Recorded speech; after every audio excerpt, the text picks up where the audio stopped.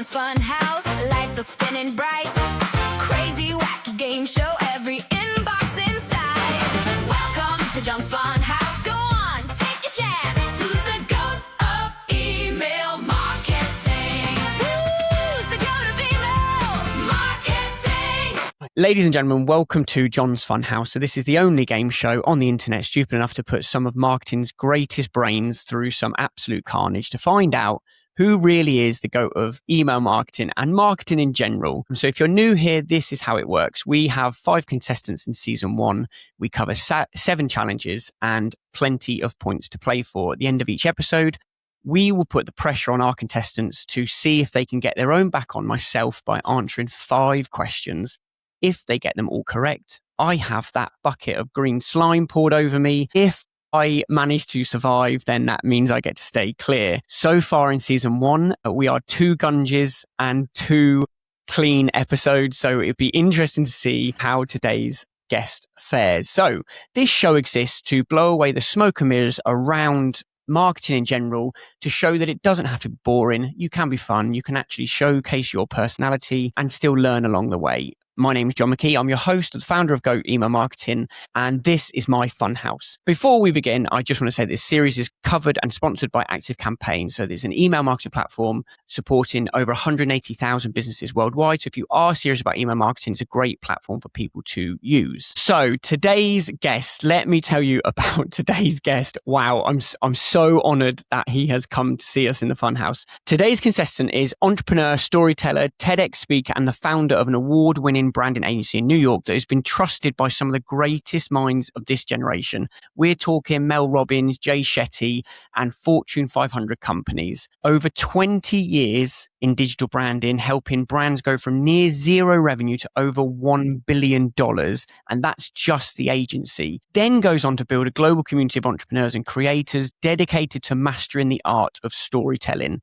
Has taught over 33,600 students with one of the highest rated courses on the entire internet. He proves that authenticity is one of the most powerful competitive advantages in business. And today he has come on to the Funhouse and will show us exactly how that works. Ladies and gentlemen, let me introduce you to the amazing Sun Yi. Thanks for having me, John. Thank you. No, thank you so much.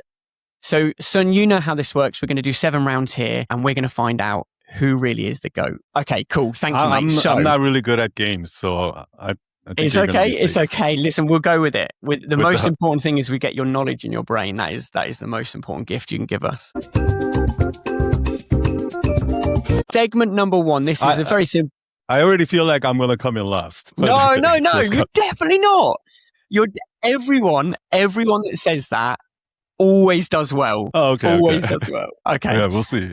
Let's go. Okay, segment number 1. This is the yes-no game. Here is how it works. I am going to ask you rapid-fire questions around marketing, emails, life, whatever comes to the top of my head, and you just have to answer them. But there are 2 words you cannot absolutely say, and that is yes or no. If you say either of those words, we end up deducting points. So you'll start with 5 points. If you survive through the round, you will maintain those 5 points. Are you ready? Okay. Question number 1. Do you think personal branding is more important than email marketing? 100%. Is storytelling overrated? No, messed it up already.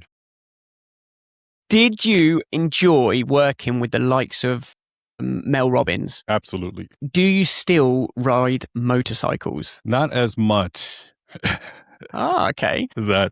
Is yoga better than going to the gym? Maybe. Not sure.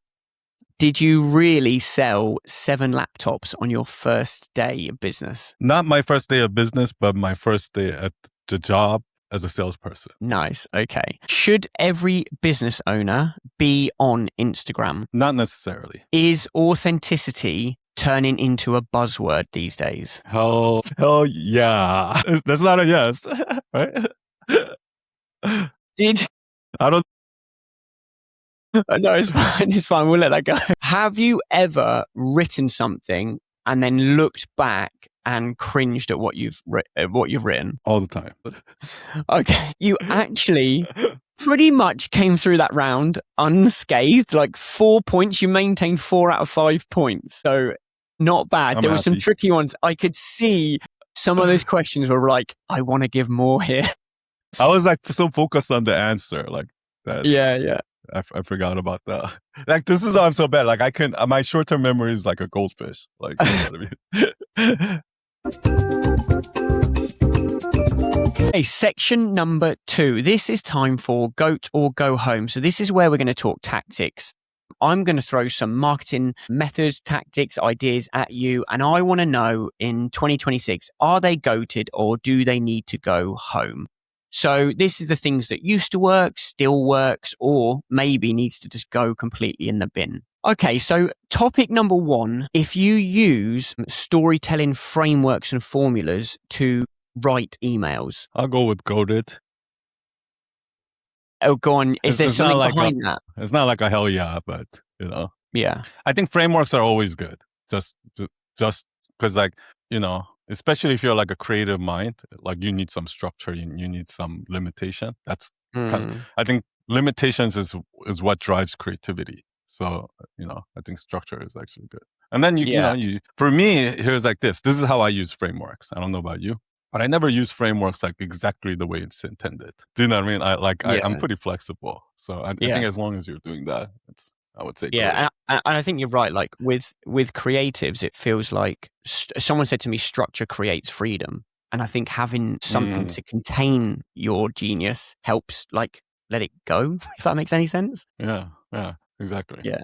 I also think that like you don't need framework after a while. Like, frameworks are only for beginners. So even if you've been writing using a framework emails for like a year, or a couple of years, after that you probably don't need to rely on one. Like, same thing with design. You might need a framework when you start, but at some point you don't need it anymore. You know, framework is kind of like the, what do you call that? Like in a tricycle, like yeah, like the extra wheels. It's like stabilizers. Yeah, training wheels. Yeah, training wheels. Yeah, I think framework is more like a training wheel. You know, so yeah, that's interesting. Okay, number 2, using your personal brand to sell. Go ahead. Yeah, all the way. I knew that was going to be an easy one. I mean, like, you're doing that already. I mean, every single human on earth is already selling with using their personal brand already. Yeah. The difference is, okay, do you want to sell, you know, $5 or do you want to sell $5 million or $500 million, right? Like, but everyone's already like, I don't like this idea that people are like, oh, that this relationship feels transactional. Like, every relationship on earth is transactional, even between animals. Yeah. You know what I mean? Like, for example, you wouldn't give a stranger $500, would you? Yeah. But you would give your best friend $500. Why? It's because relationships are transactional. Do you know what I mean? Yeah. That's so true. Yeah. It's funny that people seem to get, you're right, they get so hung up on that, like as if it's an offense to be transactional. Like, yeah. Might as well make the most of it. Yeah. Okay. What about growing Instagram organically versus paying for ads? Both go it. Ads is what you need in the beginning to keep, right? Like, because I mean, if you're like a business that's, you know, that has expenses and that is actually profitable, right? And when you start, like, you're not going to monetize your traffic for a certain period of time, depending on what you sell and how much you sell, right? Yeah. Until that point, you need ads to keep bringing the traffic, right? And then at some point, like, your ads can either, you know, significantly lower or just get rid of it.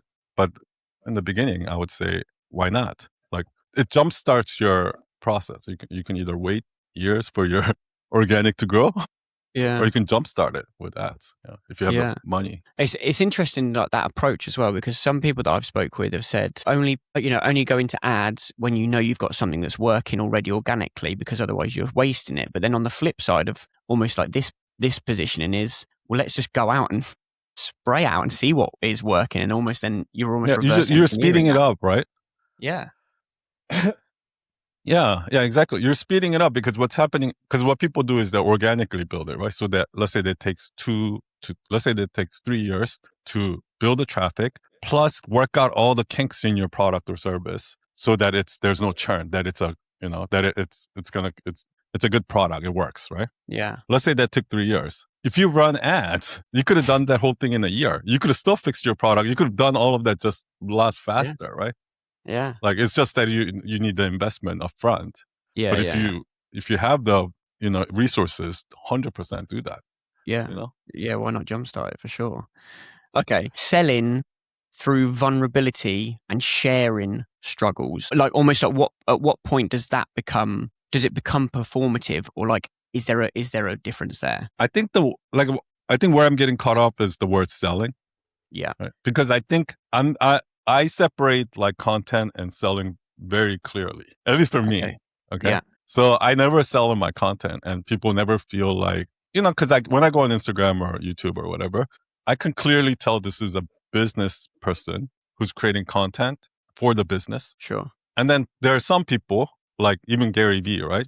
Where I think they're creator first, and the business is either separate, or it might help the business, but they're creator first. So I'm not being sold to per se, right?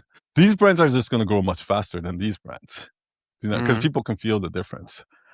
For me, I don't sell at all in my content, and as far as people are concerned, I think most people don't even know that I have anything to sell. Do you know what I mean? Yeah. But if you're in my mailing list, if you're actual on my Instagram stories, and if you're an actual fan of mine, you're gonna get sold like fucking crazy. I'm gonna sell the shit out of you. Do you understand what I mean? And that's the difference. Like, you have to know when to sell. It's not just because I think what a lot of people do is they sell soft to people who they shouldn't be selling at all to. And then they sell soft to the person that you should be selling hard to. Do you know what I mean? So interesting. Yeah. I mean, I actually tell my followers, I tell my audience like this: hey, I never sell, but I'm about to sell real hard. Like, brace for impact, and you better fucking buy it, right? And I feel confident to say that because I separate my content and my sales. Yeah. That's fascinating. Yeah, and it makes so much sense. Like that like soft sell to where you shouldn't be. And they just sit in that horrible kind of float, and they're not doing either. They're not. You get friend zoned. Yeah. It's like once you get friend zoned and you try to make a move, now you come off as a creep.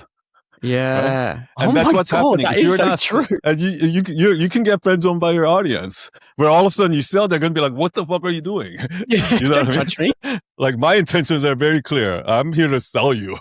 Yeah. And then they're effectively just turning around no, that ship has sailed. You can't come here and do that to me. Okay. Yeah, so I think I do very it's all or nothing. I'm either going to be selling you hard, or I'm not going to be selling you at all. There's no in between. Yeah. I like that. But that's my personality. That's just how I am. That's why my grid is black and white. I'm all or nothing, black or white. Yeah. It's funny though, because you say that must have a humongous impact in your ability to sell, because you can be because it is you, because it's so authentic. People have already got that connection to you, right? It feels like they already know you. Yeah. They already want to be in your world. Mm-hmm.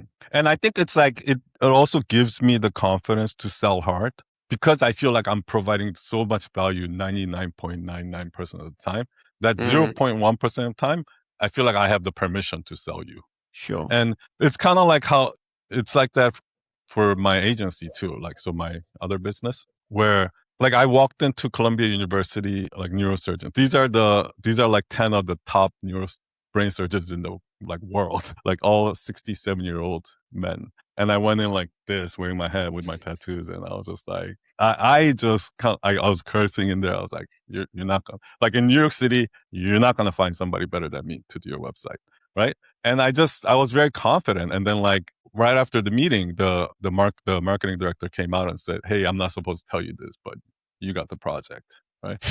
So it's it even works. That authenticity even works in corporate settings like that. Because people always say, but it doesn't work in law firms. It doesn't work. No, I just did it with the top 10 70-year-old neurosurgeons in the world in a conference room. They're all wearing suits. Yeah. It'll work. So it works. Yeah. That's wicked. Okay. So sorry, I went on a tangent. No, I love that.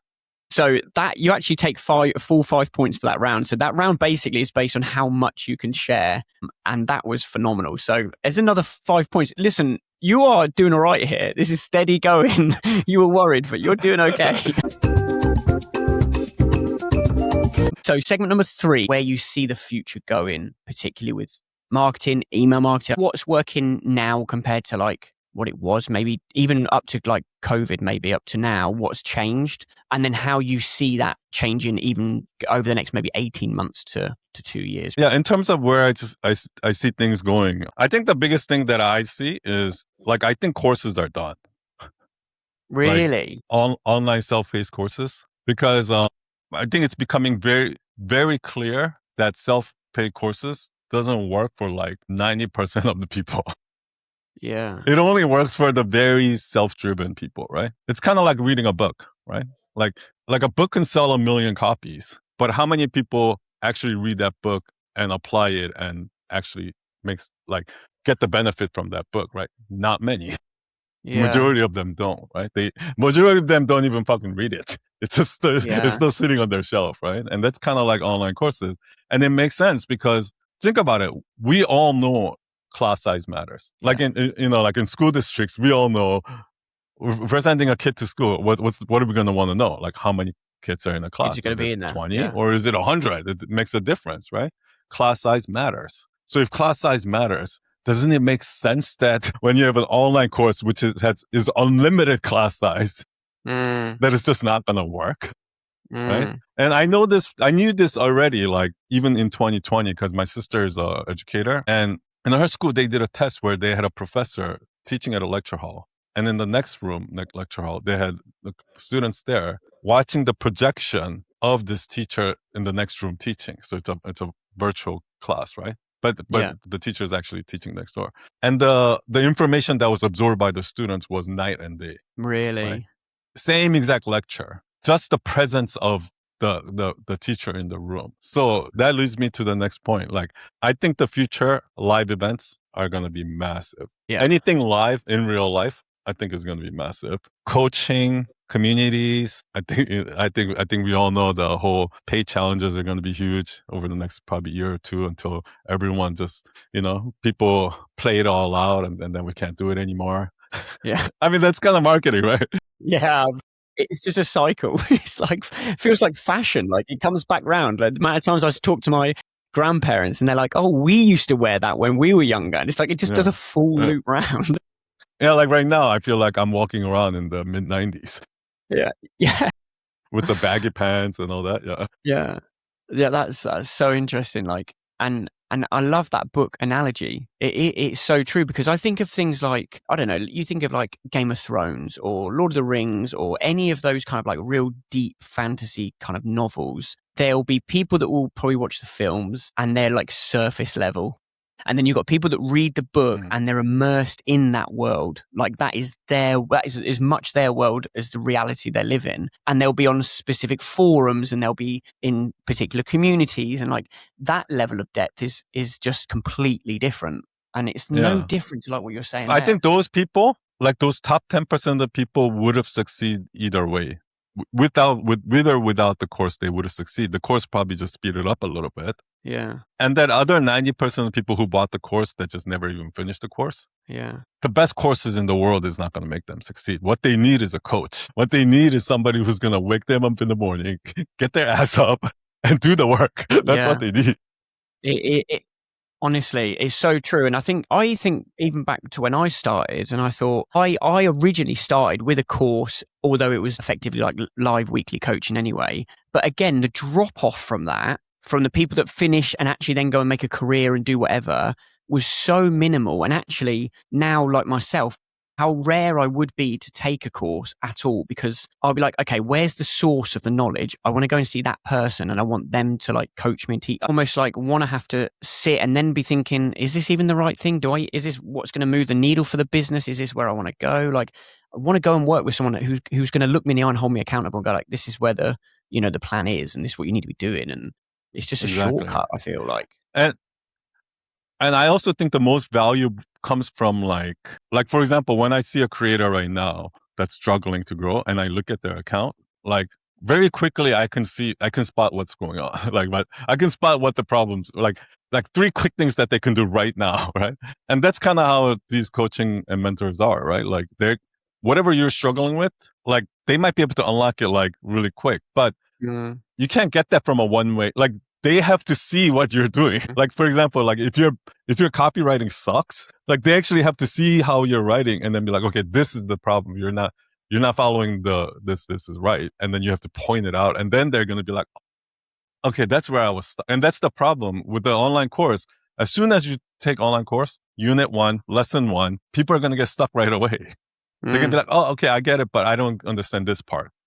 But there's nobody to answer that. So it's either going to be human coaching still that's needed for those little things, or AI is going to have to get really good so that they can replicate that coach, which I think also that's more probably like a few years down the line. I think that's actually where AI is going. Is the beauty of AI is not going to be like this general intelligence. I just think that's just like it's they're even finding out now that in order for these AIs, LLMs right now to put out the same amount of code as a human coder, the tokens that it cost more than the human coder. Yeah. So the energy it runs to do the human intelligence work right now costs more than feeding this human. Or paying this human salary, right? So but I think the way it's going to be used is right now what I'm doing and what a lot of my friends are doing is we're breaking down to the granular level what we do. So to give you an example, one of the things I do in my community is I grade papers. Like they'll submit their story, I'll read it, and I'll check it against our rubric, and I'll say this is wrong, this is better, I rate this out of 4 out of 5, 2 out of and I'll give it feedback, and maybe I'll give examples, I'll rewrite it, and I do that anyway. But now what I do is I go to Claude, and I have 4 files in Claude. One is a list of all the stories that student put in. The next is my rubric. It says, okay, check the story for these rubrics. And then the next is what I call a change log. So here, every time I run it through Claude first. Claude says, okay, for these reasons, I think this paper is 3.5 out of 5. And here's how you can fix it and make it better. And then I look at that and now I grade it as me. And like, I actually give it 2.8 for this reason. So then Claude takes that and it puts it into the change log. It understands why I did that. Yeah, the reasoning. And then the more I do this with every paper, the Claude is becoming more and more like me. Where I'm hoping that eventually at some point that you can just send your story to Claude and Claude can give you the pointers as I would so that the coach doesn't need to be there. But until that happens, I think the human is still necessary. Yeah. The expert. And that again is like, that's because you already have that deeper understanding of what you're looking for. And I think this is probably where some people are getting like off with AI. And I use Claude example because we use it as well, is I can't be used for like, or at the minute at least, for like a general person to go in because and ask for X, Y, and Z because they don't know what they're looking for. Like, they don't know what right or what good looks like. So when they see the stuff, it's like, okay, great, I'll put this out. But then at the minute, it doesn't have your level of real nuanced understanding and what you're searching for. And I also think that the most people that do what we do, like even you, right? If I were to break down, okay, can you teach me to write exactly like you? Yeah. And I told you to break down into granular steps of how to do that. Like, okay, when you see this, do this, like almost like a code, right? You won't be able to do that. Most people can't. Like most creatives, when I say, how did you come up with the idea? They're like, I don't know, it just came out of me. Like, well, I can't do anything with that, right? Yeah. So the work is breaking down, reverse engineering what we do day to day, like what I just talked about. That is going to be the key. People who can do that is gonna so outperform the ones who can't do. Like the ones that are like, I don't know how I did this design. It just came out of like the ones that are like, just, oh no, that just feels good. That just feels right. Oh, this word here feels right. Those people, they're gonna they better figure out they better go into their brain and figure out why does that feel right? And that's kind of like my expertise. Like I'm not a creative person, actually. I'm an engineering background. So when I look at my stories and when I look at my designs, like, why does that feel right? And this is how I learned design. I just copy design over and over. Okay, I see it now. when the font proportion between the heading and this is like this, it gives up this feeling. And when it's like this, it gives up this feeling. And this makes this book like you start to note, and you have to break it all down, right? The patterns, and then you put it into Claude, and that's the power. Like, so the Claude itself is going to be useless. But the Claude that's trained by you for 3 years is going to be worth $1 billion. Yeah. Does that make sense? So true. I think that's the future. Training your AI. It's going to be not you versus the AI. It's going to be your AI that you trained versus my AI that I trained. Like something like that, you know? Yeah. Oh, it's so true. I always say I get really hyped up about this. No, I love it. I love it. And these are the depths of conversations that you don't always get. Like, and I think whenever I teach people, I always say to them, like, whenever I've literally started last maybe 18 months breaking down to that level, like you're saying. And I'll always refer to it like building Lego. Like, okay, you don't write, like for me, you don't write copy, you don't write emails, you build it. You know, like, okay, this has got to work here. And actually what's allowed me to do is sometimes I used to be so hard on myself with like, after however many years, I think, God, that sounds really similar to something I wrote, 18 months ago, 2 years ago. And actually now what things like Claude has allowed me to do is not necessarily sounding similar. There's the pattern recognition. It's like, okay, why is this? Oh, because you're always opening with this hook, or there's this here. Like, then you can start to understand exactly what you've said there. Like, what is the feeling or emotion that this, formatting, text, whatever that is creating? And that is so smart. So you're using it right. I think that is actually the right way to use it. Not like Claude, write my email for me. Yeah. Yeah. That is so true. That it's going to be interesting, like these next 18 months, 2 years, how quickly. I mean, I always say to my kids, like they think, I say to them, like, it wasn't like when I was a kid, like 20 years ago, we didn't even have like a touchscreen phone, and we've advanced this far now in 20 years. And look at what AI's done in just 5 years. How old are you? 38. Okay. Yeah, so I think we're like the generation where we've seen both sides. We've seen both the offline world and the online world. And I think we're the rare generation that's experienced both. Yeah. You know what I mean? Yeah. We still because have when you were growing up, analog. You still went out and played in the playgrounds, right? Like, we would be out until the streetlights went off. And like, whereas now it's like everyone's got to track everyone on a phone and where are they at this hour or what, whereas now, and that's the joy I've felt, particularly the last 12 months where I've definitely started to see a shift of far more people wanting, like you said earlier, live events, live conferences. They realize that yes, it's great, but there's nothing like looking at someone, feeling their presence, engaging, having that in real life analog compared to like an AI tool. Like even podcasts, like I think more people are going to do like in-person podcasts. Agreed. There's going to be more in-person live events. There's going to be a lot of smaller events, not like these massive conferences, but like these smaller community events, retreats, things like that. Yeah. I absolutely, And I think this is going off on a tangent now. I think like in the UK when I was a kid, we used to have all the time, like street parties. So you basically effectively just shut down each end of the street. All the block people, party, right, block party, is that what you call it? Okay, yeah, and everyone would bring like out a table and like food, and kids would be out doing different things. And like I think there is like an entrepreneurial gap here that you could market that. Like you could go around and host street parties or block parties because it just doesn't happen now. It doesn't happen. That's true. Yeah, those are so fun. Like in Brooklyn, it still happens sometimes. Some does spots. it? Yeah, they're awesome. Yeah. That is cool. Okay, that was an amazing segment. Thank you so much. We are on to segment number 5. So I'm going to ask a series of questions. Very simply, all you have to do is answer them. The only caveat is you have to answer the question before. This can be a bit of a head mess. Like it can definitely get a bit confusing, but we will definitely see how you get on. Are you ready? Ready. Okay, cool. Question number 1, what is your name? Question number 2, what is the name of your agency? Question 3, what city did you found your agency in? Night Owls. Question 4, what's the name of your podcast? New York City. Question 5, what brand of motorcycle do you ride? Authentic as fuck. Question 6. How many students have taken your course? Roughly, you don't have to give exact number. Harley Davidson. Question 7. What year did you found Night Owls? Around 30,000. What is 8 times 7? 2010. And what's your favorite food? 56. That's correct. You see, you survived. You got 10 points. That was actually, that was easier than I thought.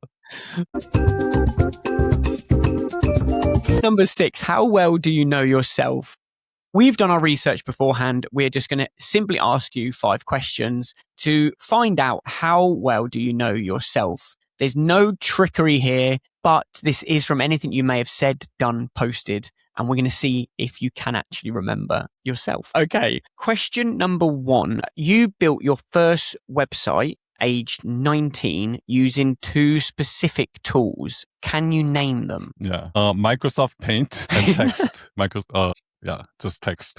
Yeah. It's like whatever, it's text editor. Yeah. That comes with Windows. Yours is Microsoft Paint. I think it's called Text Edit. Yeah. We had Microsoft Art. I think it's the same thing. Like okay. in the UK. Okay, question number 2. On your first day of college selling laptops, how many did you sell? 7. Question 3. I'm trying to think where you got these because like I don't even remember. I don't even remember seeing this somewhere. But This has, I can tell you actually each one. Those first 2, I found somewhere on a reference on Design Business Show podcast, and one was on your website. Okay. Yeah. Question number 3. I guess my memory's not that good. Your Domestica course has how many students, and what is the positive review rating? I don't manage that stuff, so I think it's like around 30,000 students, give or take. Yeah. And I think it's like 4.9 out of 5. Okay, so we've got it scored out of 100. So if you want to give it as close to out of 100. In my mind, I'm thinking there's got to be at least one bad review. Right? But I think that is a pretty, like I spent 9 months creating that course. So yeah, it should be a pretty bang on course. You had 99.99% positive reviews. Oh, wow. Okay. So there probably is one bad. One, literally. Yeah. Okay. In 2024, you won a specific award from Instagram and ManyChats. What was it called? I think the award is called Iggy's, and it was for Best Community Creator. That is correct. Yeah. I believe.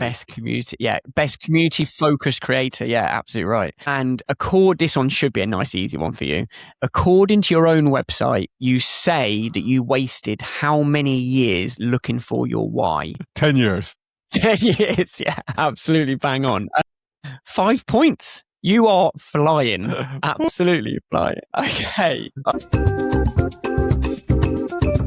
Okay, so we are on to the final section, which is the gunge or goat. So probably the reason that most people actually watch is to see if that bottle of gunge gets tipped over me. So obviously you're not going to get it on you, son. It's going to be all on me, but it's going to be based on how well you perform in this section. I am going to give you just 5 questions. All you need to do is answer them. If you get all 5 correct, the gunge gets poured over me. If you get 1 wrong, then sadly for you, not for me, I will be saved and would have made it through. Okay, so what does a CTA stand for? If it's gonna be this easy, I feel a little bad for you. Call to action. It is call to action. What is the name of the community that you founded in 2022? Night Owl Nation. That is correct. True or false? Marc Randolph co-founded Netflix. And what does the name of your podcast stand for? The name of my podcast? Yeah, the full name, because it's broken down, right? It's abbreviated. Okay. Yeah. Yeah, Authentic as Fuck Podcast. That is correct. Okay, so this is the final question that is the decider. And I will give you 3 options for this. Okay. How many marketing emails do you think are sent worldwide per day? So is it A, 250 billion? Is it B, 350 billion, or is it C, 450 billion? I'm just gonna go right in the middle and say 350 billion. Oh, for guys, right. I knew you were going to do that. I read them out and I thought, he's going to go straight down the middle. That was just pure, like, because I had no idea. Oh, for God's sake. I bloody knew that would happen. 3-time gunged and 2-time not gunged. So yeah, gunged wins this series. Wow. So, son, congratulations. You have successfully completed the funhouse and yeah, you get me gunged. So if you would do the honors, please. It's so cold. Oh. I feel like the Hulk. Wow, that looks very legit. That's a legit amount of goo. It's really cold. Okay, son, I am I say I can't believe this. You have gone straight to the top of the leaderboard. That is phenomenal. Absolutely phenomenal. I did not expect that at all. Yeah. Hey, look, today is a day of a lot of expectations. The biggest advice I want to give everyone is that the thing that's going to make them shine are the thing that they want to hide and they don't want to show anyone. And like, until you get over that piece, which is more psychological, like mindset thing, I think nothing else really matters, because that is what the personal brand is. Like, it's your take, your values, it's all about you. So that's kind of been my big message lately for everyone. Like, own your weaknesses, because your weakness, they're also your strengths. That's the best line that we could possibly finish on this show. To everyone that has tuned in and watched, thank you so much. Obviously, again, this series has been sponsored by Active Campaign, and the link is in the description if you want to. Obviously, share this or subscribe it. Sun Yi, thank you so much. You have been the most amazing guest. Yeah, and well done. Like, really, really well done. Thank you so much for having me, John. It was so fun.